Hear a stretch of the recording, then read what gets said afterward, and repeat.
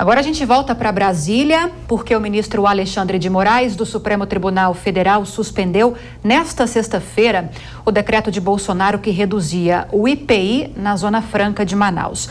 Yasmin Costa, qual a justificativa do ministro? Conta pra gente. Olha, Lívia, o ministro justificou com base na Constituição Federal, disse que a redução do IPI nos moldes do decreto, sem nenhuma medida compensatória, pode reduzir drasticamente as vantagens comparativas da Zona Franca de Manaus. Eu lembro que o ministro Alexandre de Moraes atendeu a um pedido do Partido Solidariedade.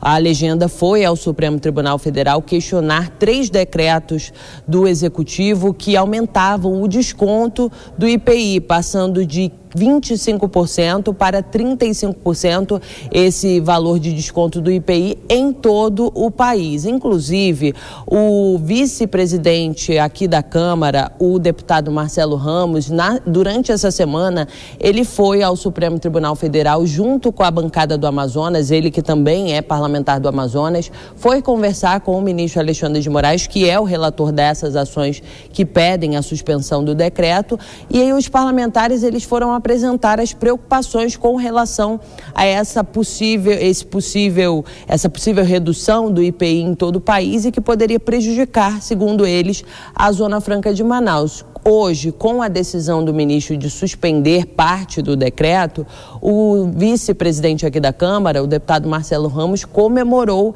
essa postura do ministro Alexandre de Moraes. A gente tem uma fala do vice-presidente aqui da Câmara, o deputado Marcelo Ramos, para a gente acompanhar. A decisão foi ad referendo do plenário do Supremo. Por isso nós estamos otimistas, porque em todas as últimas votações no plenário do Supremo sobre Zona Franca nós vencemos, e vigilantes. Continuar dialogando com os demais ministros do Supremo para ter a garantia da maioria que confirme essa liminar deferida pelo ministro Alexandre de Moraes. Eu nunca tive dúvida de qual era o lado certo dessa história. O lado certo dessa história era seguir lutando em defesa dos empregos dos amazonenses. E olha, Lívia, agora a Presidência da República, o Palácio do Planalto, tem 10 dias para se manifestar sobre essa ação. Esse prazo foi dado pelo ministro Alexandre de Moraes. Depois disso, a Procuradoria-Geral da República e a Advocacia-Geral da União também têm um prazo de 5 dias para apresentarem as suas manifestações. Eu volto com vocês. Obrigada, Yasmin Costa, pelas informações aí de Brasília. E a partir de agora, você que estava acompanhando a Voz do Brasil nas redes de rádio Jovem Pan, seja bem-vinda, seja bem-vindo ao Jornal Jovem Pan. E agora a gente vai girar com os nossos comentaristas essa notícia trazida pela Yasmin Costa sobre a suspensão por parte do ministro do STF, Alexandre de Moraes, dos decretos do presidente Jair Bolsonaro, ou pelo menos parte deles, que tratava justamente sobre a ampliação da redução do IPI para todo o Brasil, com reflexos na Zona Franca de Manaus. Quero te ouvir primeiro, Rodrigo Constantino. De um lado, a gente tem o governo, principalmente o Ministério da Economia, dizendo que essa redução da alíquota do IPI de 25% a 35%, dependendo do produto, é uma forma de fomentar a indústria e fazer com que a economia volte a se aquecer, né? Mas os críticos, como o vice-presidente da Câmara dos Deputados, Marcelo Ramos, e também o ministro Alexandre de Moraes, que tomou essa decisão, dizem que isso faz com que os produtos produzidos na Zona Franca de Manaus se tornem menos competitivos. E eles já gozam de uma certa isenção. De que lado você está nessa história? Eu estou do lado único possível da lógica do patriotismo e do bom senso, que obviamente é contrário ao demagogo deputado e a esse ativista disfarçado de juiz supremo, né, que tem lançado mão de inquéritos ilegais, perseguido jornalistas e tudo mais. Isso é ativismo puro, isso é demagogia.